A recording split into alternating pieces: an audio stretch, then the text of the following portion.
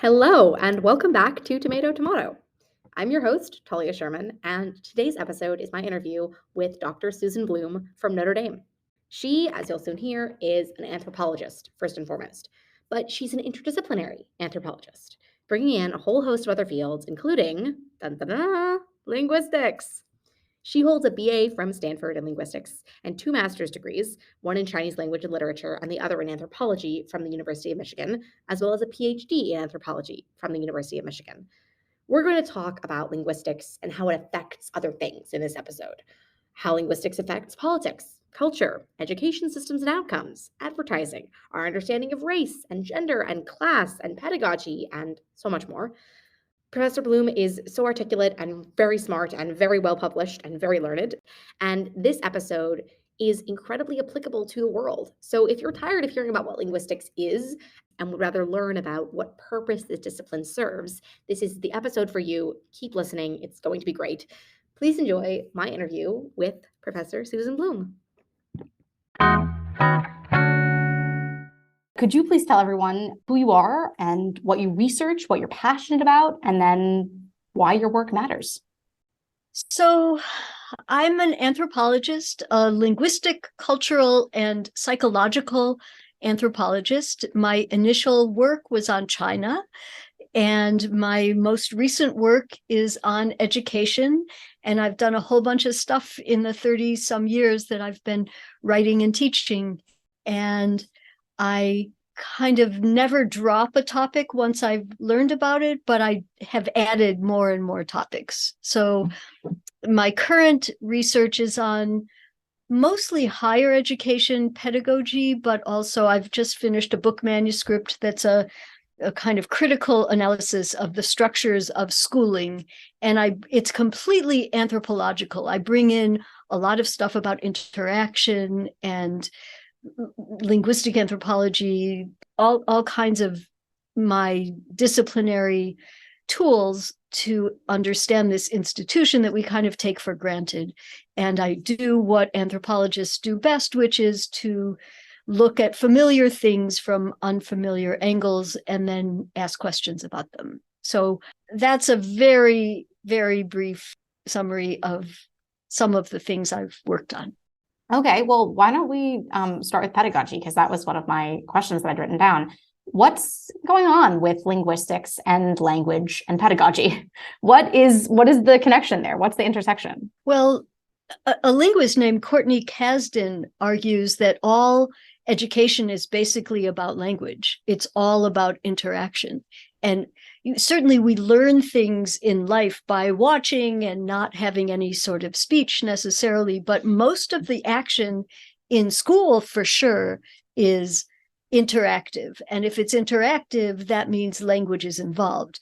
And it could be silence, it could be imposed silence, it could be who gets to speak, who gets to decide who gets to speak, which tends to be the teacher, which makes the teacher all powerful and the students then become less powerful. It could be what kind of language is considered appropriate in the classroom.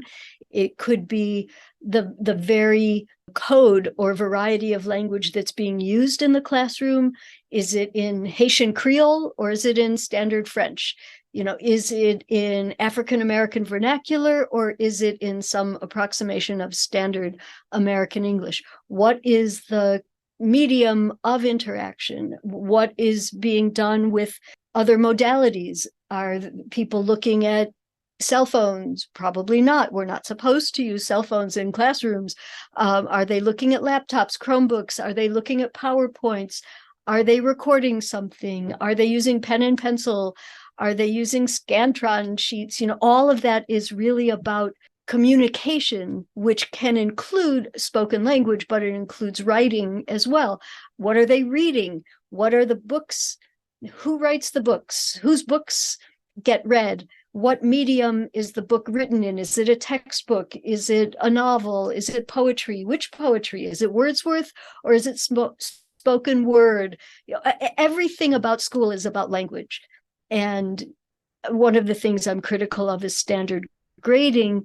One of the heroes of on grading his name is Asao Inoue, and he argues that what he calls white supremacist language is the standard. And so anybody whose home language is not the same as this putative standard language is going to be marked down in their grammar, in their spelling, in their discourse features. So language is about every single dimension in our school lives.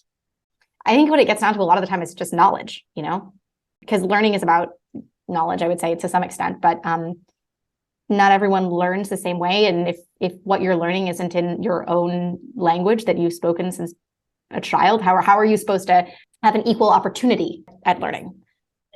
And it alienates people. It makes them feel judged as inferior or not good enough, or they leave their home language behind and then they leave their family behind. What happens sometimes for the students who are willing to do it is they add another variety to their home language, and then they can code switch back and forth if they want to. But for a lot of students, the whole school environment is just alien and not very interesting or comfortable. And that's with people even having good intentions. It's not that people want to harm children or students, but they do it in all kinds of inadvertent ways. And so that's one of the things that makes me upset, to put it mildly. Yeah. Okay. So I have no idea if what I'm about to ask you about next is connected to pedagogy and language and sort of equal opportunity, but the language gap. You've done a lot of research on what you call, quote unquote, the language gap and language gap discourse. So what is this language gap and why it's important? And if you would be able to, could you touch on the parochial understanding of language? Because I've noticed that come up in a couple different articles I read that you've written about our parochial understanding of language. So how does that play out in the language gap? Okay, well, first I want to commend you for doing all your homework. You've done a lot of research. Oh, sure. in a very short period of time. So the language gap is not a real thing. Okay. Whenever I talk about it, I talk about the so-called language gap because it's not real. It's an example of what we often call deficit thinking, the idea that some people have the right kind of language and other people's language falls short. Guess whose language tends to be the one that's the standard or the measure tends to be the language of people in power. And that in the US tends to be white people from certain regions and certain social classes. So the parochial understanding of language, I don't remember using that term, but I probably did, is that there's a right kind of language and a wrong kind of language, and that parents teach their children language and that they should teach their children language. I ask my students this a lot, and they usually think they did, but that's not actually how language is learned. Language is learned sort of, it's not effortless because children are doing work. If you want to read about that, you can read Elise Berman writing about how much agency children have when they're learning language. But it's not that their parents are teaching them, because most parents are not able to teach their children language. Most English-speaking parents don't know that the standard grammatical structure of English is subject, verb, object, or that we don't actually have a future tense in English. Most parents have no idea. My students don't know what mass nouns and count nouns are. And all of those things are part of language that children are learning all the time by absorbing the language that's around them and by hypothesizing that there are certain patterns and then testing their hypotheses. And then their language becomes the language of the people around them.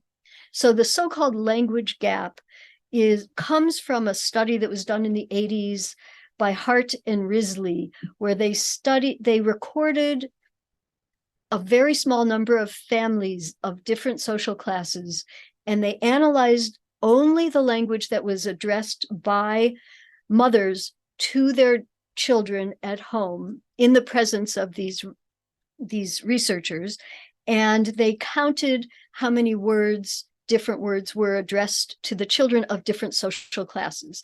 And then they extrapolated beyond the short period when they were doing the observations. And on the basis of this, they claimed that the children in poverty, who happened to be almost all African American, would have, at this rate, if you take these families as standard, the children in poverty would have heard 30 million words fewer than the parents who are living in greater affluence, the white parents. So then it's a very big number, and it's based on a whole bunch of assumptions. And so based on this number, a lot of programs have been developed to try to teach poor children of color how to speak the right way, so their way of speaking can mimic the way of their wealthier, whiter compatriots.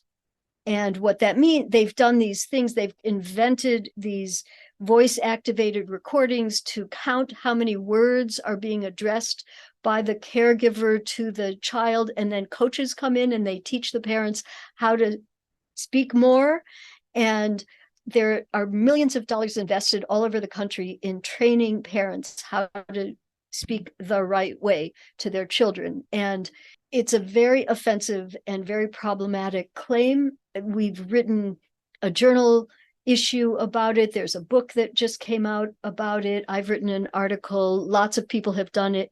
There's a re-study of the same kind of data by Douglas Sperry, who did it for his dissertation, and he comes up with completely different findings. He did not find that all the parents of Black children living in poverty spoke less.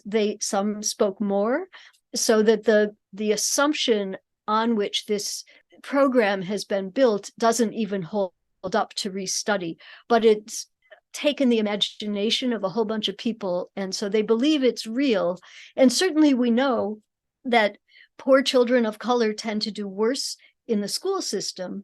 And so people with completely good intention are trying to help these children through this achievement gap, opportunity gap, whatever gap you want to call it.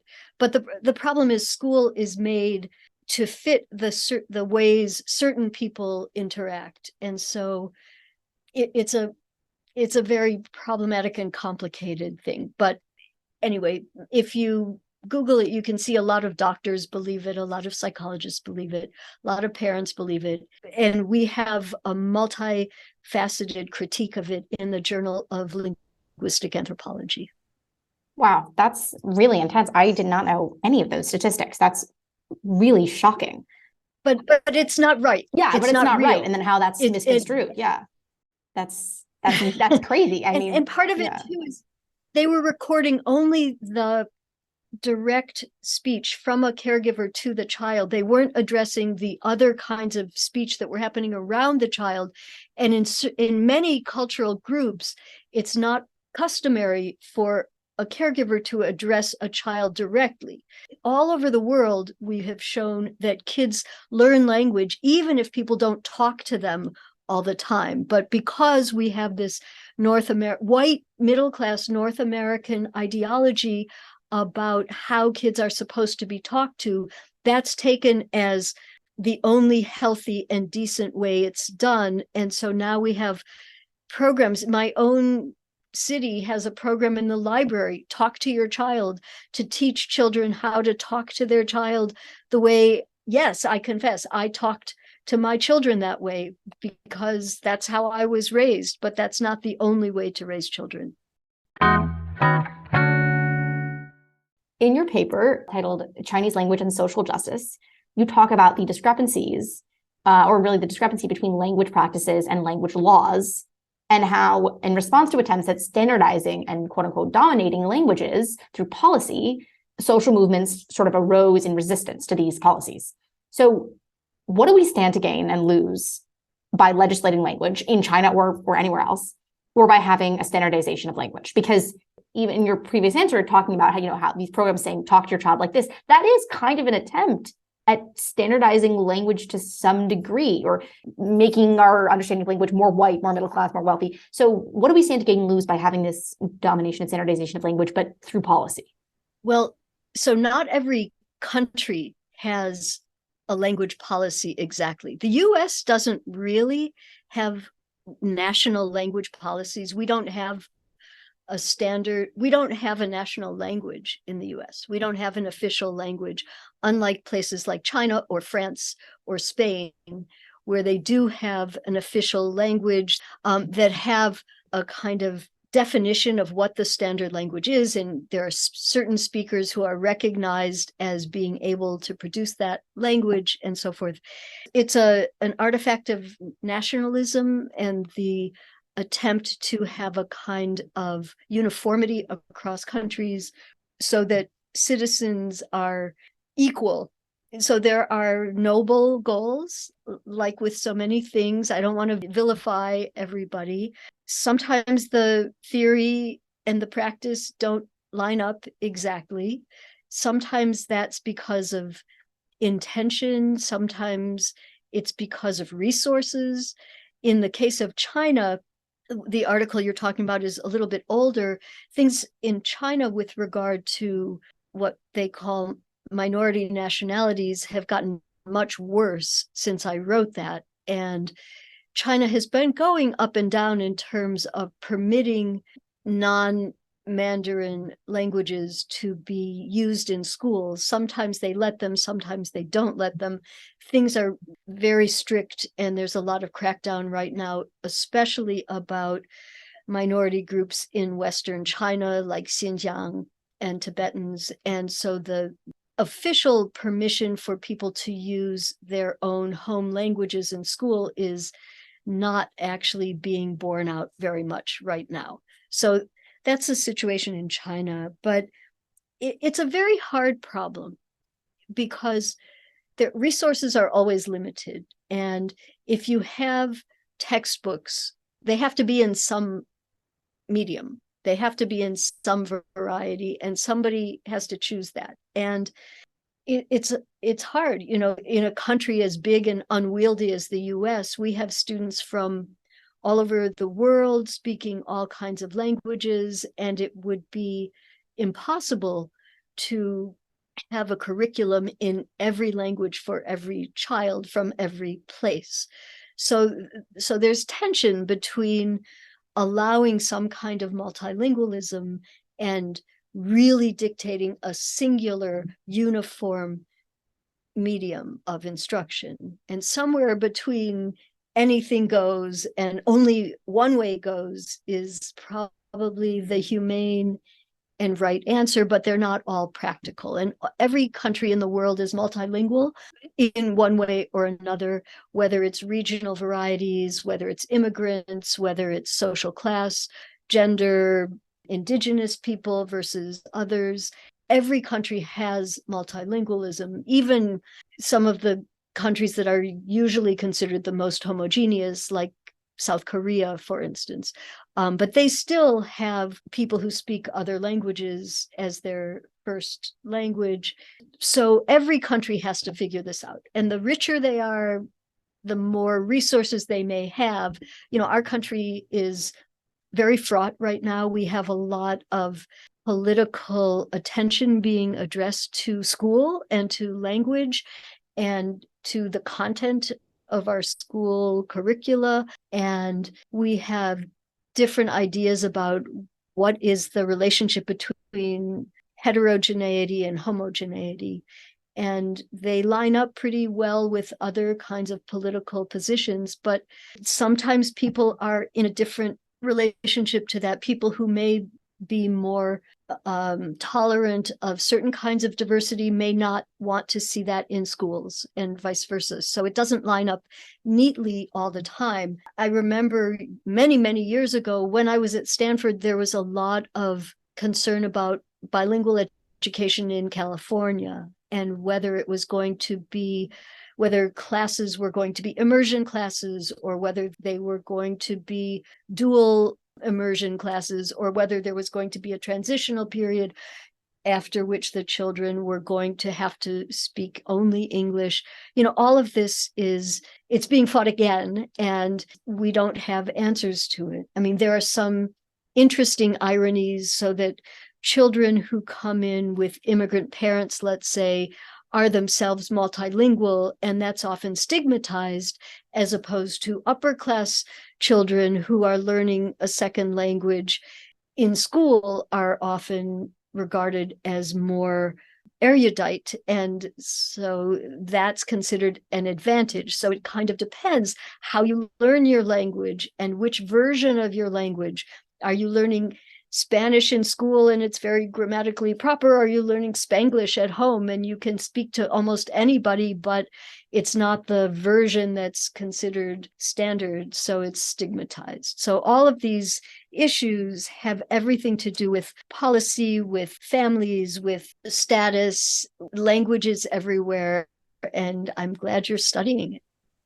Oh, yes, me too. I think it's important to remind people that linguistics isn't just some field for, academics that sit in a dark room all day. This is a field for people who care about what's happening right now, that's happening in schools, what's happening, in legislation, and it matters, right? For sure. And you can't separate the present moment from linguistics, and you can't separate policy from linguistics.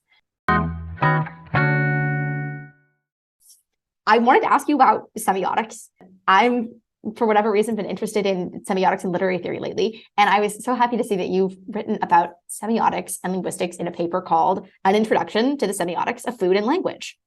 And so in this paper, you talk about food's ability to connect individuals to social categories iconically, indexically, and symbolically, which are C.S. Peirce's three basic signs, the indexical, the iconic, and the symbolic.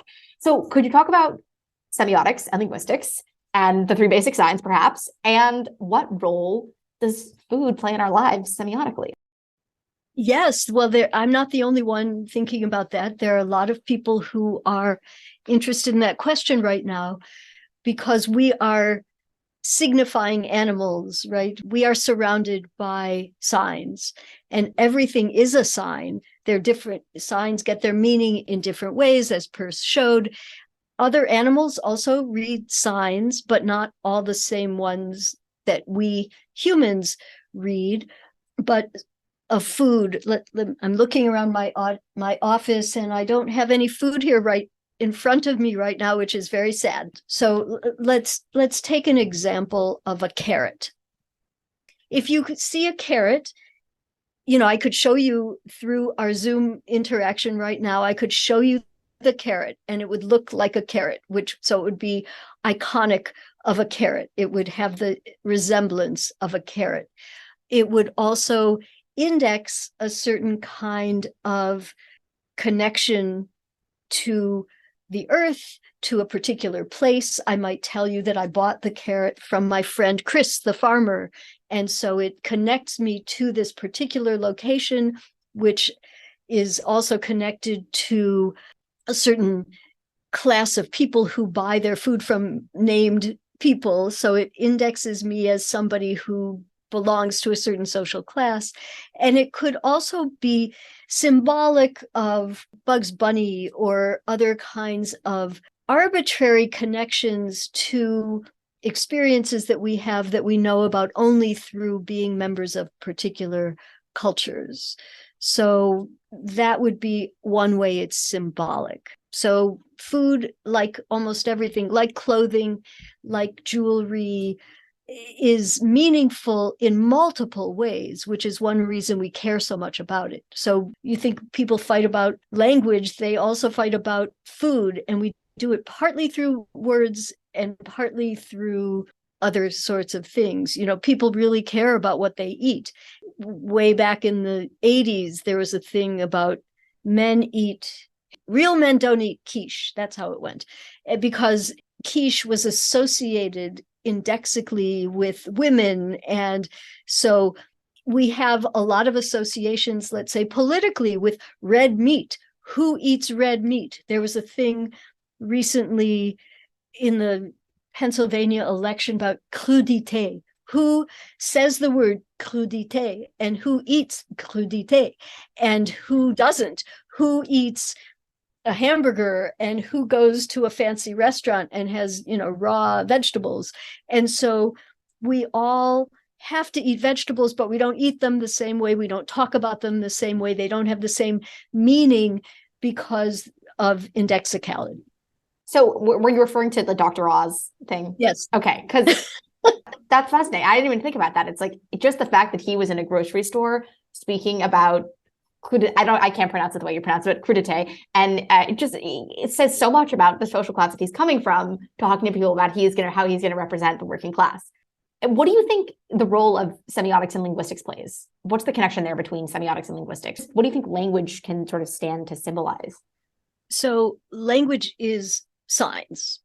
All of language is signs, but there are other kinds of signs as well. So language is not the only kind of sign, but it's a really good example of signs. So our understanding of language comes not only from Peirce, but from Fernand de Saussure, who lectured at the turn of the 20th century. And he talked about language being a particular kind of sign system.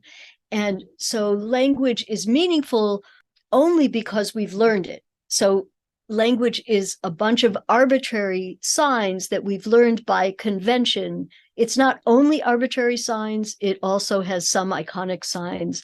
Like if you say eek or if you say meow, those are iconic. And everything we say is indexical because it is connected by association to the speaker and the speaker's background, but also much of spoken language is symbolic because it's arbitrary. So the arbitrariness of the linguistic sign is something we have from Saussure, and it's really important when we realize that if you call something a book, or you call it a libro, or you call it a shoe, or whatever you call it, none of them is the real word because they're all arbitrarily imposed. So that's words. Language has many other dimensions other than just words, but words are the easiest ones for people to understand. But we have categories of language that connect indexically to social groups. So sociolinguistics, for instance, is always about the relationship between a social variable and a linguistic variable. So why do you know that, let's say, somebody who says y'all is from the South? It's just because of the association we've made between the speakers and the particular token that they tend to utter. And we do that with grammar, we do that with pronunciation, we do that with every dimension of language. We associate it with certain groups. And because we have judgments of different groups, we also have judgments of their language. Why should one study linguistics? What's interesting about this field? Why is it interesting to study? Why do you study linguistics? Why is it helpful to understand language? So just to be clear, I'm an anthropologist. I have a background in linguistics, but I'm not a linguist. Linguists don't claim me. Okay. But just to be clear and honest, but people should study language. People should study the analysis of language because everybody is involved with it at every moment of our lives. Even when we're silent, we are involved with language, and it's fascinating, and it's usually not what we think it is.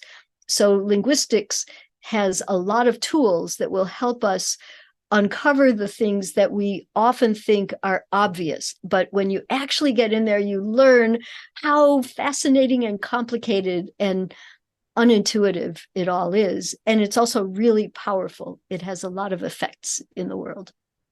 Okay, that's a good answer. Thank you for that answer. I assume that goes the same way with anthropology. Yeah, yeah, they're the same. They're the same. Yeah. Okay. I mean, they're different in the sense that linguistics focuses on the language part of human behavior, but anthropology focuses on all dimensions of human behavior, including language. So that's linguistic anthropologists look at language as a way of understanding social meaning rather than looking at language for itself, which I think is probably the main difference between linguistic anthropology and linguistics. Okay. Thank you for that distinction. Yeah, that's important. Thank you so much for listening to Tomato. I've been your host, Talia Sherman, and that was my interview with Professor Susan Blum from Notre Dame. As always, please rate, review, and subscribe to the podcast so you can be notified when a new episode comes out. Speaking of new episodes, I'll be releasing my interview with computer scientist and computational linguist Ellie Pavlik very shortly. If you're interested in learning more about any of the people that Professor Blum mentioned throughout the interview, be that Saussure or Pierce or Courtney Kasdan, please check out the episode description for all kinds of resources. I'll talk to you soon. Bye.